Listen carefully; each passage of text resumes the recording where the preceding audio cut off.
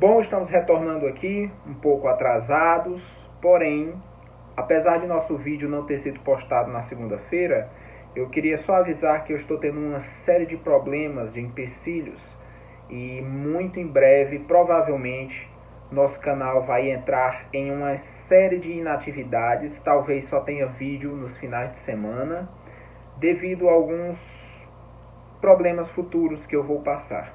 Então eu peço que orem por mim.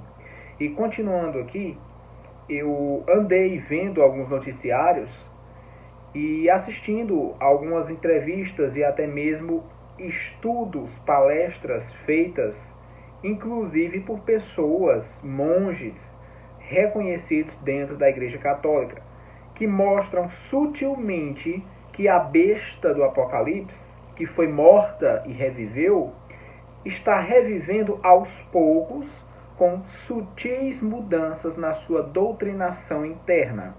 Eu posso citar aqui o livro Concílio Vaticano II, que, salvo engano, está aqui na minha biblioteca. Eu comprei já faz muitos anos, com o intuito de saber a real doutrina que foi mudada e que agora vai de encontro, ou seja, ao contrário do que diz as Escrituras.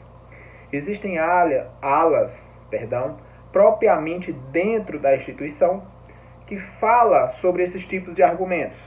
E um dos argumentos é que antes a doutrina, não estou discutindo se é verdadeira ou falsa, mas antes a doutrina pregada ela tinha uma característica de imutabilidade, ou seja, ela era imutável, mesmo que seja errada. Mas a palavra de Deus ela tem essa característica de ser imutável, irrevogável, indisciplinável e muitas outras. Mas isso foi mudado a partir do Concílio Vaticano II, com essa implementação de uma nova besta que vem surgindo. A besta anterior ela era brutal, enquanto essa segunda besta ela tem 2 chifres semelhantes a de um cordeiro. E esse cordeiro não significa o próprio Cristo, mas uma falsa imitação de Cristo para dizer que ela vem mansa, que ela vem dócil, que ela vem com características de paz, porém de uma falsa paz que nós já vimos muito nos profetas, nos livros dos apóstolos, no livro de Apocalipse e muito mais. Uma outra característica é que antes essa característica imutável passa a ser uma característica evolucionista. E ela acredita que a fé ela pode mudar ao longo dos tempos, se adaptar, evoluir, segundo eles. Quando na verdade a fé ela é única e ela deve ser guardada até o fim. Algo que preocupa muito é a questão divina, a qual a glória é dada a Deus e que Ele é que salva as almas, e não o contrário. Quando na verdade hoje nós temos na própria Igreja Católica, e não começou nela, começou com movimentos filosóficos e trouxe o humanismo.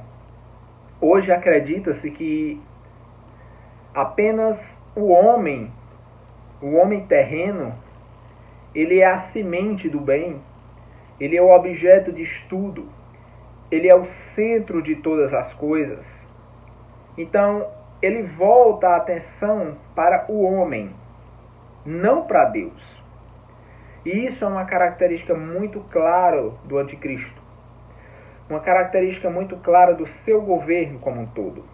Então, é muito preocupante quando o humanismo dá lugar também ao universalismo e faz com que a salvação de todos seja independente de religião, independente de crença, independente de quem você adora, independente do que você acredita. Ou seja, sendo tudo em prol do homem, em prol da paz do homem, do bem-estar do homem, qualquer coisa vale. É o que eles dizem. é justamente o que o anticristo fará. Ele se voltará contra tudo o que se chama Deus ou objeto de adoração. Não significa que ele vai destruir as religiões. Muito pelo contrário. Ele vai dizer para deixarem esse fanatismo religioso, deixarem essa força religiosa tradicional que existe há muitas eras e evoluir, se adaptar, se voltar e focar numa coisa só, que é o homem. Quando na verdade o centro das escrituras é o próprio Deus. E nós já vimos aí pessoas que se dizem pastores, que nada são do que falsos coaches gospels, dizendo que Deus que nós somos o centro de Deus, quando na verdade nós não somos nada. Deus não depende de nós. A nossa ausência não faz Deus se sentir sozinho. Nós não servimos para nada. Nós apenas adoramos a Deus pelo amor que Ele sentiu por nós, sem nós merecêssemos, sem nós termos nada para dar em troca, sem fazer sentido algum. Nós não temos nada para entregar para Deus.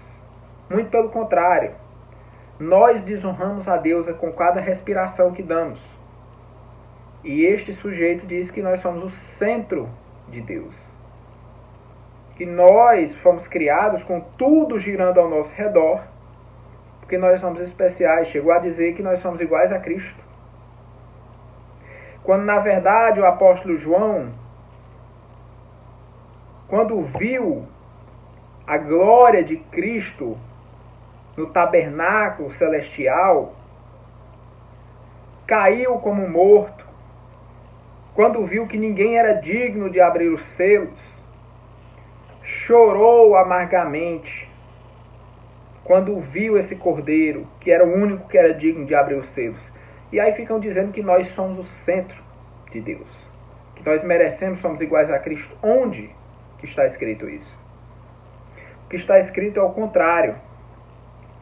Nós temos visto essas ideias humanistas, universalistas, antropocêntricas, onde o homem é o centro de todas as coisas, tomarem proporção exuberante nos templos, nas pregações, nos ensinos teológicos, tanto no catolicismo quanto no protestantismo, nas igrejas anglicanas, ortodoxas, qualquer uma que você imaginar.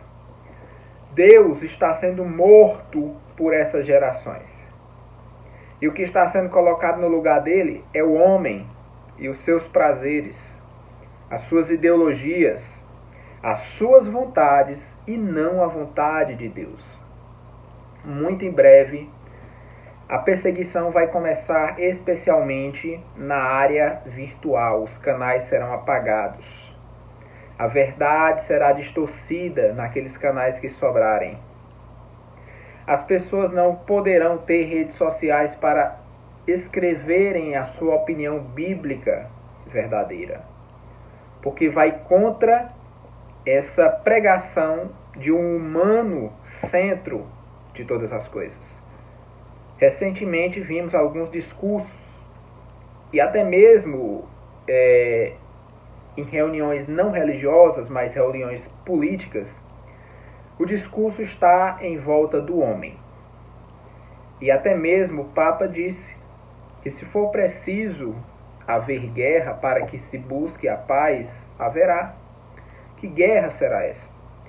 Todo aquele que não aceitar a sua imagem, e em vídeos passados eu já falei o que é a imagem da besta. Já falei o que será a adoração a essa imagem, a essa marca. Já falei o que é que significa essa marca na testa e na mão.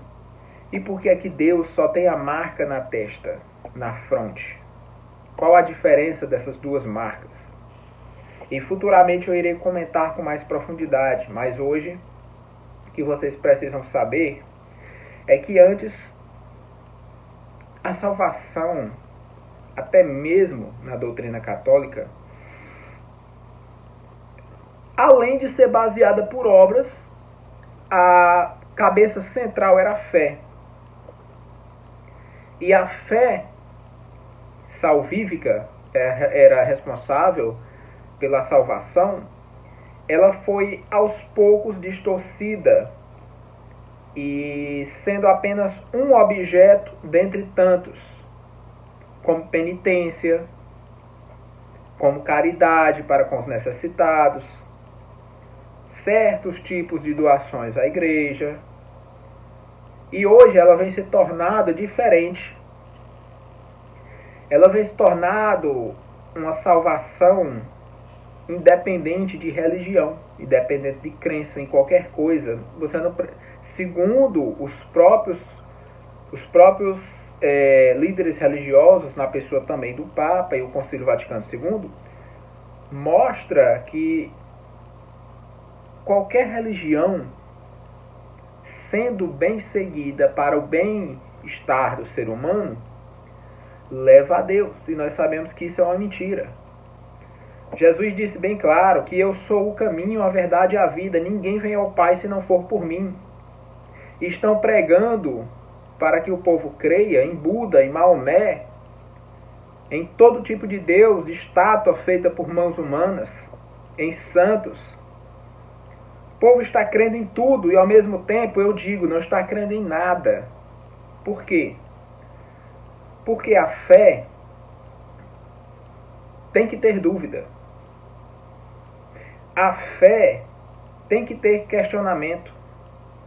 Quando você passa a crer em tudo que você vê pela frente, isso não é fé, é fideísmo, é crendice, é superstição. É só isso, nada mais. Você está sendo cego. Você não filtra o que é limpo e o que é sujo, o que é verdade, o que é falso. Primeiro que você não tem essa peneira do conhecimento da Escritura verdadeiro, conhecimento verdadeiro, porque 99% é tudo falso, conhecimento falso. Tem a letra, mas não interpreta da maneira correta. É triste saber que a besta já está montada, já está equipada, pronta para esperar o seu último rei, seu último governante assumir o trono para começar a reinar. E nós já falamos sobre esse governante. Ele está vivo, ele é um dos 7 reis, como diz Apocalipse 17, e ele também será o 8º. Acredito eu que ele seja o 6º rei e ele voltará para ser o 8º, quando o 7º rei renunciar ou morrer. E não faltam muitos anos. Serão poucos anos. Infelizmente, algumas notícias eu não vou poder colocar aqui porque serão cortadas. Mas eu vou trazer algumas coisas, vamos dizer assim, criptografadas, para que aqueles que estudam e conhecem a linguagem do final dos tempos saibam do que eu vou falar. É simplesmente desanimador ver o que está acontecendo. Resumindo, as trevas estão vencendo no momento. O mundo está escurecendo em densas trevas e negridão profunda, como disse os profetas. Será que aquele momento de escuridão que haveria na terra antes da volta de Cristo seria literal ou simbólico? Ou seria os dois? Se for simbólico, como quase tudo que está no livro de Apocalipse é simbólico, não é literal. Se é simbólico, os outros sinais já estão acontecendo. O mundo está entrando em uma séria crise de escuridão na fé, na cultura, na economia, nas religiões, em questões familiares, questões jurídicas, em tudo. O mundo está entrando em trevas profundas. E Vai piorar? Vai. Quanto? Mais do que qualquer um possa imaginar. Em breve eu vou fazer um vídeo trazendo notícias do que está acontecendo para que você compare. Espero que sexta-feira eu consiga fazer um outro vídeo. E aí estudaremos um pouco mais sobre o que está acontecendo no mundo. Espero que tenham gostado, entendido. Em caso de dúvidas, comentem aqui no vídeo abaixo. Eu estarei respondendo suas perguntas. Curtam, compartilhem, se inscrevam no canal e aperte o sininho. Sexta-feira estaremos de volta com um novo vídeo. Tchau, tchau, até mais. Fiquem com Deus.